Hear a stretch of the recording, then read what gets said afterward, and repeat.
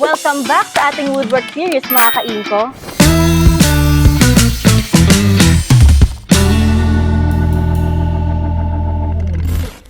Hi, this is Ami.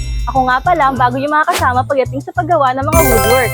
Sino excited sa gagawin natin ngayon? Para sa ating wood project, gagawa tayo ng plant stand na perfect para sa mga plantita at plantito nating mga ka-INGCO. Kaya kung gusto mong matuto mag-woodwork project, just keep on watching mga ka-INGCO. Magsusukat at magkakat na tayo gamit ang INGCO meter at INGCO cordless circular saw. Next, gagamitin natin itong new item ni INGCO, ang cordless finishing sander.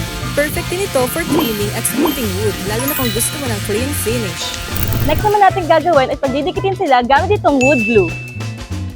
Para mas lalong tumibay, gagamit naman tayo itong cordless impact drill.